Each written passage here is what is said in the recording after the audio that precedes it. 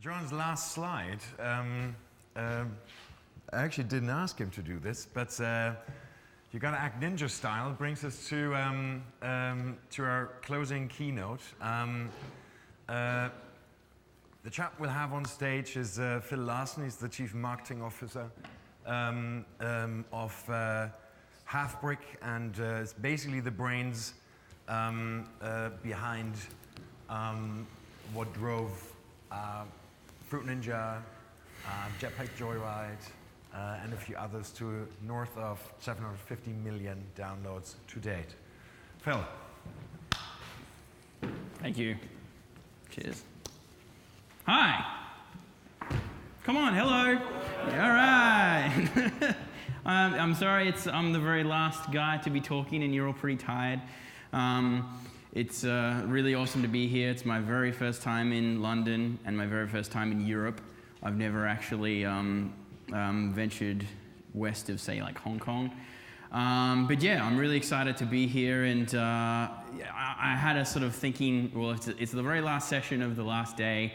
You know, I could be really specific and talk about a particular topic or something that we're working on, or I could be a bit more broad and vague. But I figure I'll be a bit broader and a bit more sort of overarching about what we do and why it works for us, and maybe give you guys some insight into Australian game development. And if you have any more specific questions, by all means we can cover them afterwards. And I'm always ready to talk. So yeah, this is a quick shot of who we are. We did the obligatory, let's do a wacky face photo, and then I always end up using it because the other one looked boring. But yeah, we're in Brisbane in Australia. There's about 80 people worldwide. I say that because we've got a team in Sydney, a couple of guys in Spain and San Francisco as well. But primarily we're in Brisbane, and we sort of mostly have local talent there. And why are we here specifically? Why are we doing what we do? Why do we make games? And it's a question that you guys should all ask yourselves as well. What's your passion? And part of it, it's a cliched thing to say, we're passionate about games, but it really kind of shows, and hopefully I can show you some examples that explain why we do it and why we've had success. Quick history lesson. We've been around since 2001, so quite a long time. At least in the mobile space, and we did a lot of games that were on different sort of digital platforms, PlayStation, Xbox. Blast Off was the very first game we released that was kind of like an original IP, and that was an awesome game. And we did Echoes, Age of Zombies, which we're still supporting. We just released on the Vita. And Rascals, which was our Xbox Live Arcade game, and Aero Racer as well. So lots of sort of experience building sort of smaller games, and we actually gained a lot of that experience via handheld contracts. We did work for Game Boy Advance, Nintendo DS. That was kind of how we cut our teeth, I suppose, and that enabled us to really gain those kind of skills of short, sort of fun experiences, which obviously transitioned to mobile really well. And obviously we did have a big hit game in Fruit Ninja, which came out in early 2010. And we've kind of been working on ways to leverage that, expand on that, and grow our company, but not grow too much, because if we grow too much, then we sort of lose a bit of agility and we lose a bit of control. So we've actually kind of, I think we were about 20 to 25 people when Fruit Ninja came out, and now we're about 80. So over the course of 4 years, that's not too bad.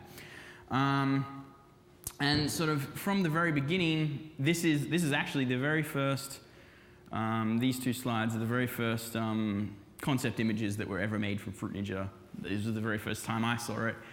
They're just mock-ups, and that's basically, it's quite similar to the way the game is today. I mean, it still is the same basic concept, which makes it so appealing and so easy for people to play.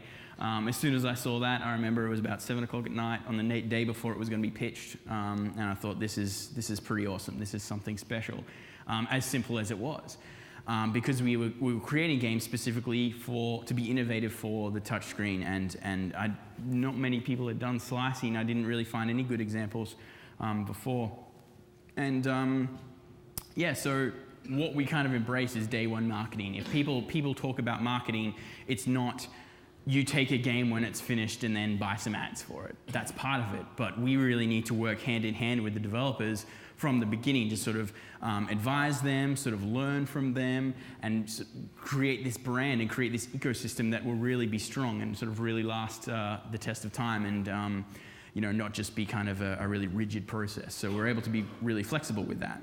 I think I've got another example after that. And this on the left was the very first prototype for Jetpack Joyride. We couldn't even spell shield correctly. But it was, again, it was on the right, there's the helicopter game. You guys have probably played that on Facebook. And the way the Jetpack Joyride came about was we had a previous game called Monster Dash, which was really awesome. Sort of a running game. We created a weapon called the machine gun jetpack for it. And then Luke, the lead designer, came up to my desk one day and said, "Oh man, that would be pretty cool to be its own game." And then we were like, "Yeah." And so immediately the game was in production. So like I sort of spoke before, we were able to have that kind of agility and put the people onto these projects as they're needed.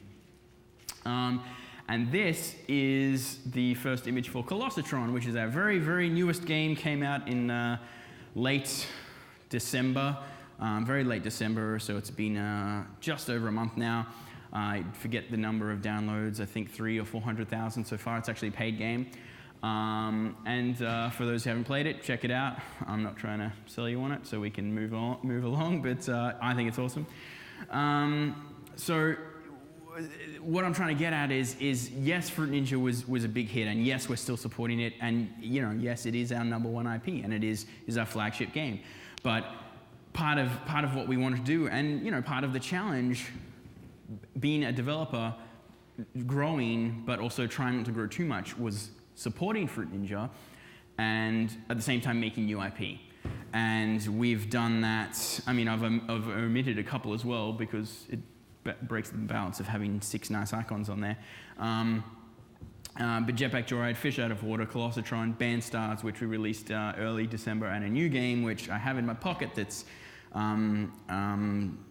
pretty much done, that we're going to be announcing later.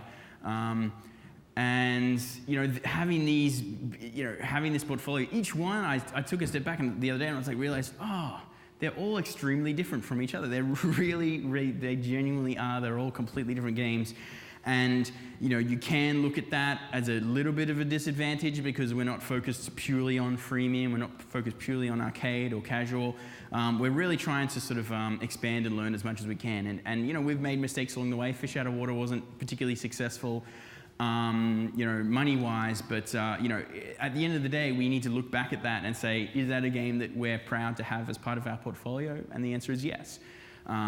If it wasn't, then I would have, definitely sort of put the foot down and said we're not going to release it, which we've had to do, and we've had to cancel projects before. So, and as any game developer will tell you, we go through a billion different prototypes all the time. We're constantly creating new ideas and new games, and there's plenty that don't get through. And that comes down to how we kind of create games and where we learn from. I mean, I'm a gamer, been a gamer my entire life. Most people at work are exactly the same. We learn from everything. We're creating. We've got ideas from all of the experiences we've had over the years, games, movies, TV. The idea for Fruit Ninja came from those infomercials where they chop things with sharp knives to demonstrate how awesomely sharp their knives are and how you should buy them for as a set for $29.99. And doing that in slow motion with all the juice, that's a really fun thing. So I was like, hey, that could be good on the iPhone, to be satisfying, slicing, and it was. So. Quick breakdown of sort of our market sizes. This is relatively accurate, rounded up a little bit. North America, definitely. Asia is really big for us. China and Southeast Asia is becoming a really good emerging market for us, particularly with Colossatron. Had a lot of success there, and we're going to definitely focus on there. Europe's pretty good, but again, that's part of the reason why I'm here. We're definitely sort of learning from a lot of people and figuring out how we can improve and tailor our content more. And Pacific and then the rest of the world as well. So definitely North America and Asia, specifically China, is really big for us right now. but we got to make sure we keep an eye on all the other markets to see where the opportunities come. And when we release games, we're constantly seeing what's popular, what's new, what should be popular, or more specifically, what we think should be popular and isn't, and what we can learn from that and make work in some of our other games. Because a lot of developers, they have great ideas, they're not good at marketing, or vice versa. I don't remember when this was taken. Obviously, Angry Birds is number one, and good work, those guys. Professional standards. We talk about this. Being an Australian developer, we definitely have a reputation, and for anyone who's worked in Australia or knows Australian workers there, there's that casual. People say it's a more casual work life there. It's more laid back, and that's true. But at the same time, that's who we are. It's not necessarily what we do. We need to make sure we maintain that extremely high quality, and this is a part of the marketing process. We can't, for us to do a deal with partners, we need to commit that, hey, we have the best QA in the business. We already have in-house sound. We have everything sort of taken care of. So we're a kind of a full-service developer, and we're not sitting here trying to pitch anyone to get projects, because we mostly do our own IP. But keeping up that level of professionalism is something that's really cool, and it's just beneficial and helps everyone in the long term. And I know it's an easy thing to say and just be professional, but a lot of indie guys and mobile guys sort of need to, I'll touch on this a little bit more, but it also lends itself to confidence. So I've touched on this. I mean, when you talk about marketing as a developer, there's this, I got that from some website, 72 marketing definitions. That obviously says that there's no one real answer. What I've always sort of worked on was marketing is the culmination of everything that your business does in order to position itself for the best chance of success in their chosen market. So that's kind of leads back to what I was saying earlier about day one marketing, working with the development teams. It's not just buying ads, it's not just posting a tweet or creating a trailer, it's everything together and thinking about that stuff right from the very beginning. So that's, I think, is what a lot of sort of startup developers really need to learn, and they can't sort of approach it at the very last minute, and it's easy for me to say because we have our own team, and a small team wouldn't necessarily be able to put those resources during development, but it's very important to do if you can make it possible. Confidence is what I talked about before, and this is about sort of having confidence in your own skills and how you sort of talk to others. And I'll give you an example. I was at an event in Australia, and Halfbrick is the biggest and most successful developer in the country. So generally, when we're there, a lot of people want to come and talk to us and show us their games. And I usually, I had one person come up and said, "Hey, can you check out my game? I made it myself. It's not very good." And I was like, "Whoa, hang on a second. Don't say that. Don't ever say it's not very good, especially to me, because I might think it's awesome, but you've already sort of changed my opinion. And don't say it's amazing either. Just, try and be as objective about it as possible." So I was trying to be a bit more encouraging and saying, you made this game by yourself. You have more talent in coding and art than I certainly do. So it's a case of being confident about what you think your product is and where it kind of fits. So, and that, again, that doesn't lend it, that I don't mean, a developer who has a kind of crappy game and, says in their first press release, this game will change the way you think about games forever, because I've seen that before and it sucks. But it's a bit about self-awareness, and there's another talk I do about positioning, and I'll talk. I think I touch on that. Yes. And it's about understanding where your appeal is. Fruit Ninja is definitely a game that appeals to pretty much everyone. It's not super cutesy and has kiddie graphics, which means that teens or parents or adults would sort of shy away from. But it's also not not violent, and we could have gone the violent way. I think the original slide had it said the iPhone's premier fruit murder simulator, and that's pretty fun way to talk about the game. But it would have just using that word murder made it a little bit too dark. So we sort of took that out, and being aware that Fruit Ninja, yes, is a game for everyone, but Call of Duty is not, or XCOM is not, and extremely hardcore puzzle games. Probably, examples today, Candy Crush is obviously quite for everyone. Angry Birds is obviously, and those are the games that obviously can reach pretty stratospheric heights of success. But as a small developer, you don't necessarily need that to happen. You need to obviously focus on building your business up to what it needs to be, not necessarily beating the big guys at their own game.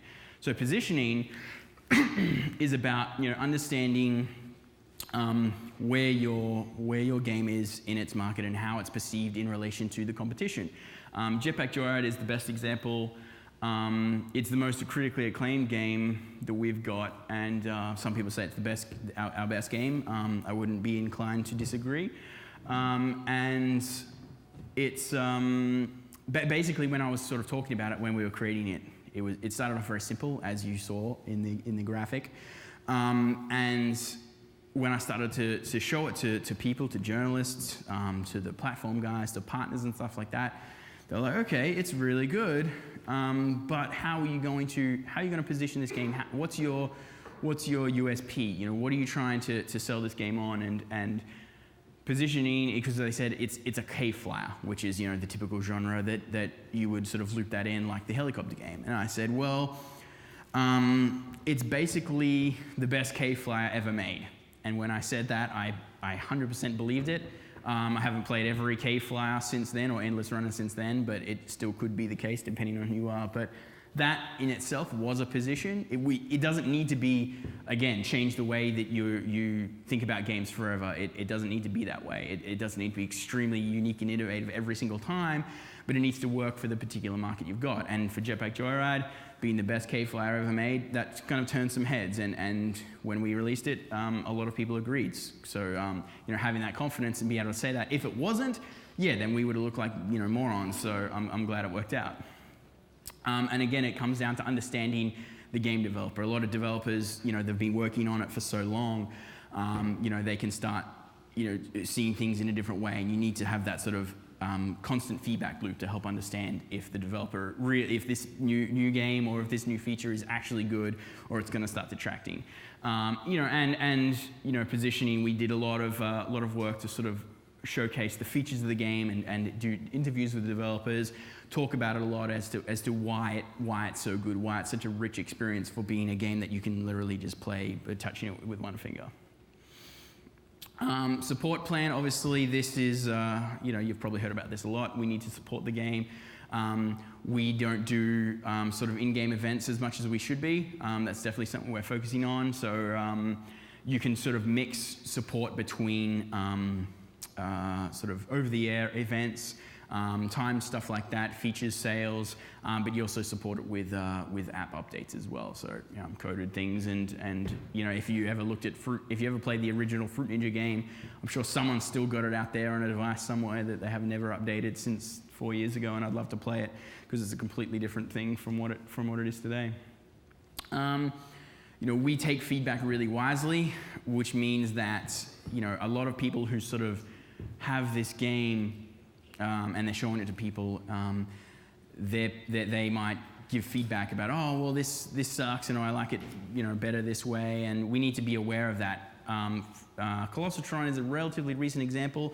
A lot of people were saying, we should be able to control Colossatron. I don't know if any of you guys have played it. If you do, you know what I'm talking about. But we needed to make sure we didn't immediately rush to rectify that. Fruit Ninja is a classic example. People said, oh, I want to be able to slice the fruit more than once, so not just in half and then go a bunch of times. And the example I use for that is that was by far the most requested feature, and everyone was like, there's no reason you shouldn't do it. But there's a very good reason we shouldn't do it. It's because when you can slice it more than once, you eliminate the precision and timing of the slices, which makes you feel less like a ninja.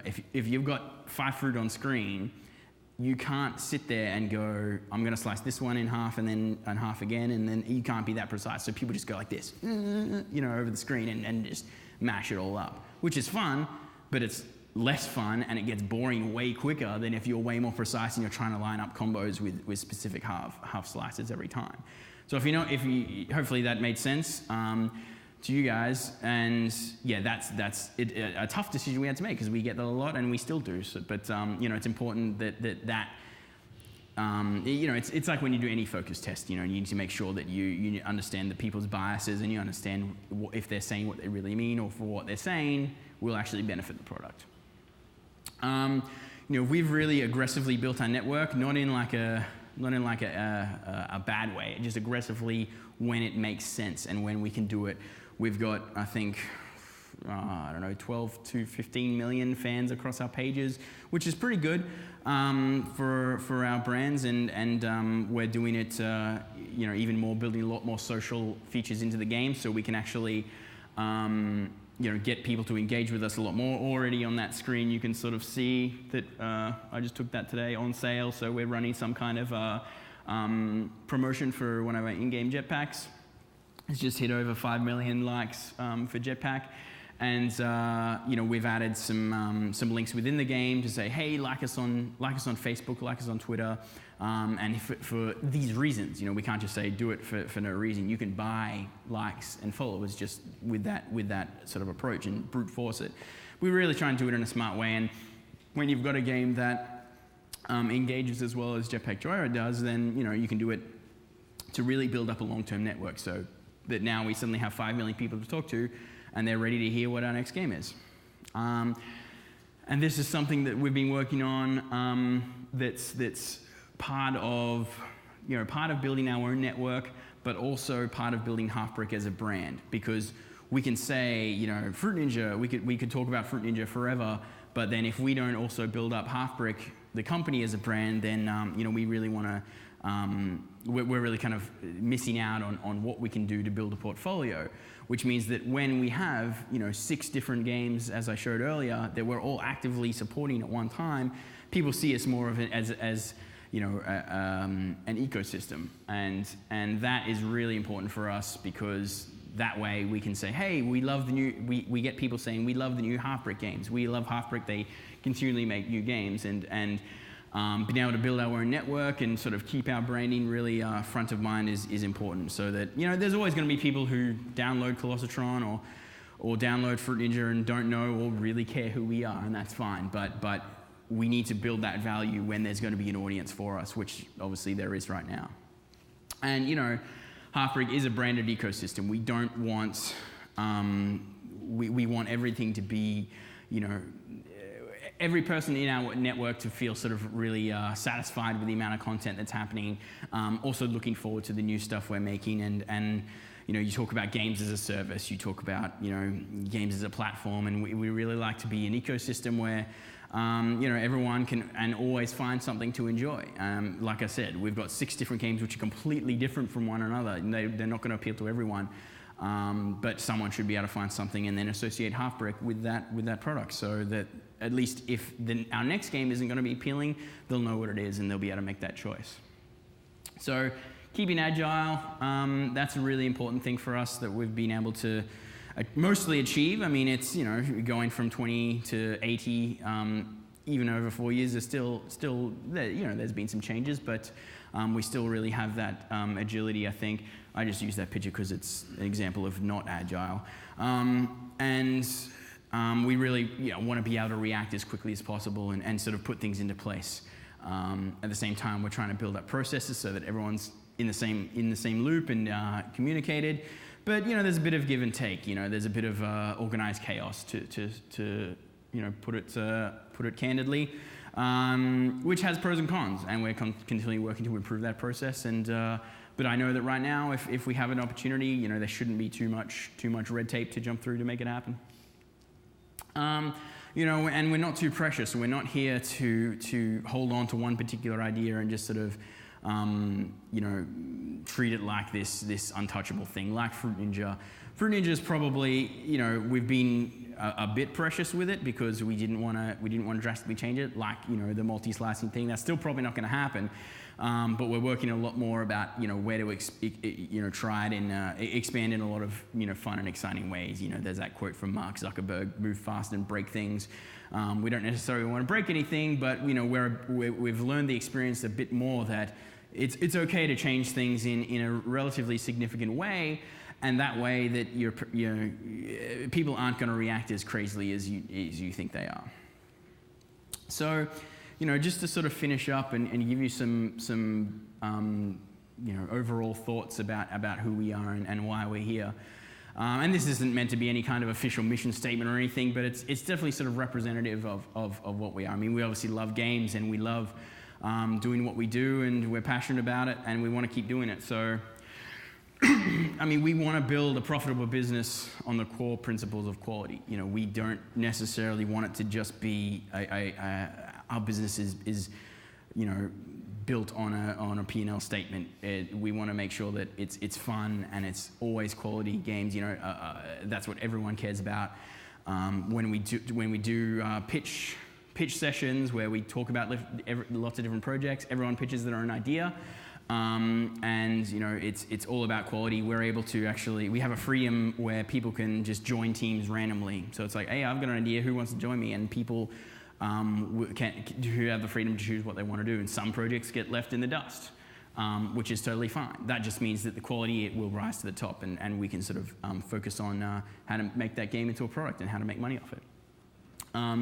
You know, we want to withstand the test of time and create a company that evolves, adapts, and improves for the significant benefit of every employee. And, you know, that's you know, we want to make this into a career. We want to make this, you know, I don't know how long humans are going to live for with all the medical advancements and such, but at least for decades. We've already gone through one, so hopefully there's another 10 at least. And yeah, I mean, we like I said, we're not gonna just focus on one thing, because then we might be a bit slow to adapt, and we need to be able to. I mean, that's the thing with Fruit Ninja. Like I talked about the challenges. You know, we have been slow to adapt in a lot of ways, and we need to make sure that we, you know, forcibly try and put ourselves in that position where we can definitely move on and try new things. Like Colossatron being a pretty recent example. And, you know, we recognize that we're all passionate about games, but understand the paths that we take to make it into a living, because a lot of indie developers, you know, just want to focus on their own games as art, and they don't want to do, you know, focus on monetization. They don't want to have ads in their games and stuff like that. And, you know, that's, you know, I can respect that to an extent, but at the same time, you know, we're passionate about making games, but we want to you know, make money doing it. We want this to be our jobs and jobs for a very long time. So, and you need to understand that, you know, there's bits and pieces of jobs that not everyone likes. And, you know, we're here, you know, a lot of people talking about ads. I'm not super passionate about ads or anything like that, but I understand that it's a core part of a business. And if I've got the games to be able to support that, and we've got the advertising, we've got monetization to sort of build that business, and those two can sort of work harmoniously, which I think Halfbrick's doing a pretty good job of. You know, that's where we'll find success. So that's where we're at right now.